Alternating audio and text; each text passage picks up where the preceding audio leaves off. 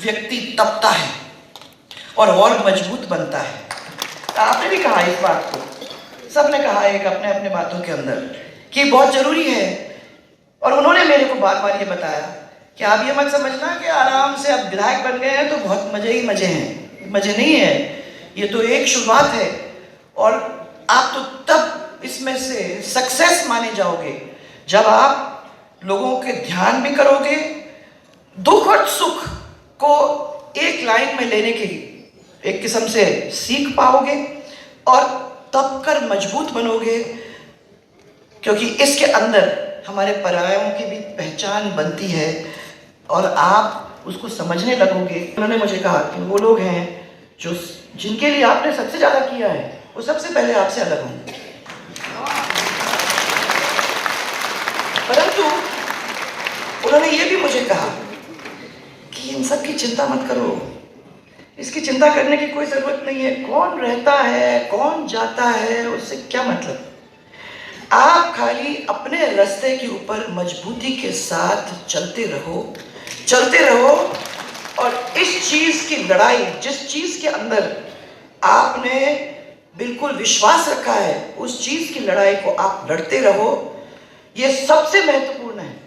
सबसे महत्वपूर्ण वो चीज़ है कि लोगों की तकदीर आपने कैसे बदली, उसकी लड़ाई आपने कैसे लड़ी और इस प्रदेश की तस्वीर को बदलने के लिए आपने क्या किया और किस तरीके से इस प्रदेश की तस्वीर को बदली।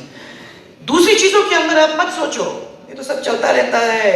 हम ही ने बख्शी थी धड़कने जिन पत्थरों को, हम ही ने बख्शी थी धड़कने जिन पत्थरों को, जुबान जब उन्हें मिली तो हम ही पर बरस पड़े। उनकी चिंता मत करो। राजनीति के अंदर उतार और चढ़ाव आते रहते हैं, कभी विचलित नहीं हुए। वो उदाहरण थे हमारे सबके लिए। उनने ऐसा वक्त भी देखा, नरपत सिंह जी आप बैठे हो, जब उनको दुखी भी होना पड़ा। ऐसे वक्त थे जब वो भी आहत हुए और मुझे याद है स्पेशली जब वो क्लीवलैंड गए थे इलाज के लिए, पीछे जब वो निकल गए थे यहाँ से, तब उनकी सरकार गिराने की साजिश चल रही थी। 1996 की बात है, क्लीवलैंड में उनकी हार्ट की सर्जरी चल रही थी और जयपुर में उनकी सरकार को गिराने का ऑपरेशन चल रहा था। ये हम सबको मालूम था। इसमें बहुत सारे लोग शामिल थे, इनमें से बहुत सारे वो लोग भी थे जिनको उन्होंने खुद मदद की थी। हालांकि जो सरकार गिराने वाली ताकत थी वो तो कोई सफल तो हो नहीं सका, वो तो आप लोग सब जानते हो, वो इतिहास है। लेकिन भैरव सिंह जी इस घटना से दुखी जरूर हुए और मैं कह रही हूं इमोशनली दुखी हुए। नहीं तो मैं कह सकती हूँ कि बाकी राजनीतिक रूप में उनका किसी ने भी एक बाल बांका नहीं कर पाया, एक बाल भी बांका नहीं कर पाया।